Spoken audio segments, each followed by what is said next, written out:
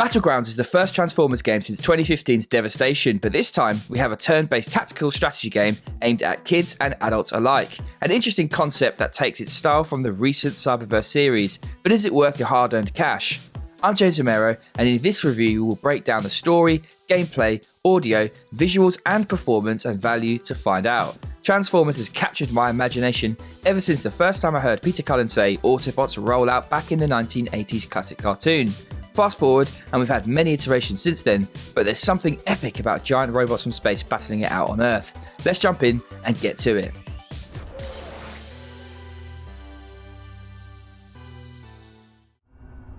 The timeless, legendary war between Autobots and Decepticons has hit the Earth. Optimus Prime is taking the Allspark away from the human population in Central City in an effort to stop those squishy little beings from getting crushed in the crossfire.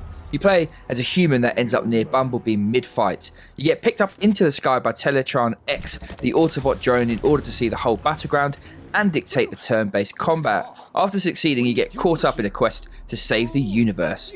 Your character is a silent observer that gets referenced, but that's really to make you feel a part of the plot. Really, this is about the famous Autobots and Decepticons as it should be, and there are loads here that play their part in this fully voice-acted story.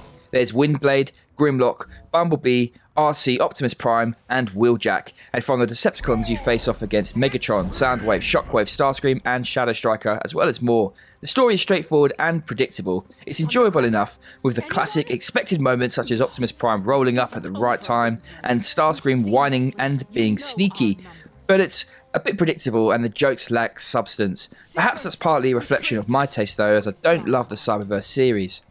Possibly, those that do will enjoy the story a bit more, and this is written and even voice acted by that same cast. When you compare it to other turn-based strategy games though, as opposed to the Transformers universe, this is certainly a more fleshed out story than most other similar games out there. It's obvious at this point to describe any tactical turn-based strategy game as XCOM in the Transformers universe, but here, a better comparison is Mario and Rabbids Kingdom Battle. This is very much an introduction to the genre that younger players or those that don't want to spend hours trawling through menus can get into. You start out with just Bumblebee as you learn the ropes and the mechanics are layered on, but are soon up to a squad of 3. We quickly get introduced to the trusty blue shields that represents cover and the concept of 3 action points per character per turn.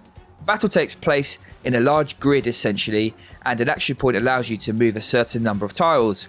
One nice trick is how Autobots and Decepticons will transform to get around the map when going large distances, and characters that can fly get a move bonus that allows them to fly right over buildings and obstacles, which is pretty darn cool.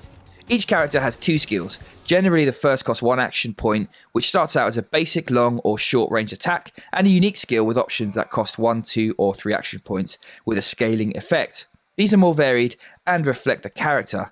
For example, GRIMLOCK will do a massive chomp that damages all enemies in a radius for 3 action points, or just bite one enemy for 1 action point, whereas Windblade will use her wings to push all enemies back in a wide line. If they hit anything on the way, they take more damage. There are destructible items littered throughout the map, such as cars that blow up after a certain amount of damage, enabling you to chain nice attacks that take out multiple enemies in one swoop. You can switch between characters easily, and the controls are simple to pick up and effective. Battles take place in quite large maps from a top-down view with movable camera that works nicely, which lets you figure out how to best use the terrain to your advantage, though height isn't a thing here sadly, and the cover mechanic simply blocks attacks from a certain direction. There isn't any success percentage to deal with attacks, will always hit if you have line of sight. One nice addition are special attacks that don't take up action points. There is a shared meter across your team that fills simply when you move or attack. When it's charged halfway, you can unleash the lower powered version of your move, and when it's full, you get the stronger option. Each character on your side and the opponent's has their own different skill, which adds some level of tactics as you figure out which skill to use and when. For example, RC drives right across the map and does a special move. Anyone that she comes into contact with will either take damage if they're a Decepticon, or get healed for a small amount if they're an Autobot. You might then want to move across all of the characters and land right into the middle of Decepticons, doing her area of effect attack afterwards. In terms of modes, the main one is the story, which takes place as a series of stages across the game's main 4 acts, each set in a different setting. The stages have different objectives from kill everything to reach somewhere to survive X number of turns. After each mission, you will be awarded currency which you can use to purchase different skills for your Autobots. This offers you the chance to build out your team to your playability style. Each character falls into one of 3 classes that translate into tanky damage dealers, ranged fighters and supporting healers.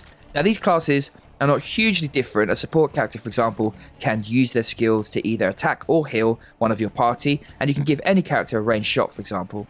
The campaign is enjoyable, albeit not that long, as you can breeze through it in about 8 hours. I found the difficulty too easy on normal mode, and in truth there are not too many tactical decisions to make. There are some moments when you need to think ahead, but if you play sensibly and don't rush in, you'll find success. Things do notch up a bit on hard mode, which is a welcome addition for fans of the genre.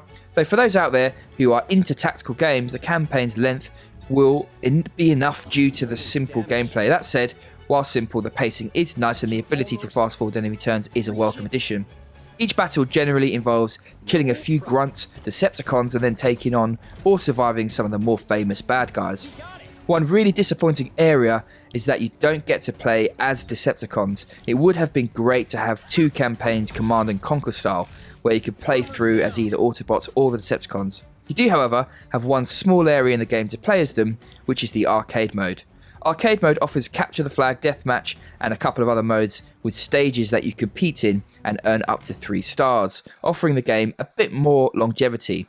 These arcade modes can all be played locally in co-op mode, which is a nice touch that works well as well. For me, if you're not playing this game in local co-op, then it's best enjoyed in handheld mode. What was it your leader once said? There's a thin line between being a hero and being a memory. Bumblebee! The game's soundtrack is fine, but not varied enough. When you play through a turn-based game, you could really do with a bit more variety on offer. The limited track list is decent, there just aren't enough unique songs. The voice acting, however, is a different matter. The game is fully voice acted, which is impressive, and the characters are voiced by the Cyberverse actors, which is a nice touch and a good crossover for those that are fans of the series. For me, I miss the old voices that I preferred, but I couldn't complain about the cast. The writing, however, is a little bit flat, and it comes across in some of the lines that they narrate. When I watched the trailer, I thought to myself, this looks janky as hell, and I have to say that I do still feel the same way. The environments are repetitive and lack detail, as do the bots themselves. There's no escaping from the fact that this doesn't look far from a PS2 game, and the same visuals are used during the cutscenes, where it's painful as you are zoomed in. There is a strange wind pattern that doesn't add anything, and there seems to be a bit of a blurring effect around the edges that I assume is intentional, but I don't know why it's there. Overall, the presentation sucks.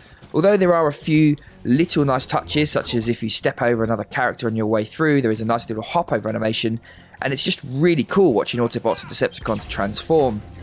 Of course, as a turn-based game, the visuals are not the be-all and end-all, and the camera is solid. Thankfully, the performance is quite strong, although there are a couple of small blips from time to time. On the move, the game performs well, and the smaller screen hides some of the rough graphical edges, and by the game's nature, it's enjoyable on the move. At $34.99 in the UK and $49.99 in the US, this is not a cheap game. The campaign is not very long either, so it's hard to call this good value for money. The addition of multiplayer and arcade modes are welcome, plus collecting all of the different skills and trying out different combinations of teams is fun. It's just a bit on the expensive side for my liking. I do appreciate that they've fully voice acted the game, and there are lots of different characters on offer, both on the playable side and in the Decepticons. But overall, it's a pretty tough ask. There are lots of good turn-based strategy games out there, and you're really playing a premium for the fact that this is a Transformers IP from Hasbro. Transformers Battlegrounds is a passable turn-based tactical strategy game. It has a really cool factor that comes with the Transformers theme, and its voice cast from the Cyberverse series is a great addition that will make fans enjoy this that bit more. Having a story that, whilst predictable, is enjoyable helps, but the graphics are horrid and the gameplay is accessible but not overly deep. This one is middle of the road, enjoyable but not the best, and a little bit on the expensive side. So overall, a 6 out of 10 from me. If you're looking for a game to get into this genre, or you just love the series, then yeah, give this one a go. Otherwise, maybe wait for it to go on sale. And there you have it, folks. That's it from me today. I hope you've enjoyed this review. Be sure to check out our channel for regular series and more reviews just like this one. What do you think of this series? Are you going to pick it up? Is it in your wheelhouse, or do you just think it looks too janky? Let us know in the comments down below, and we'll see you again on the next one. Until then, take care.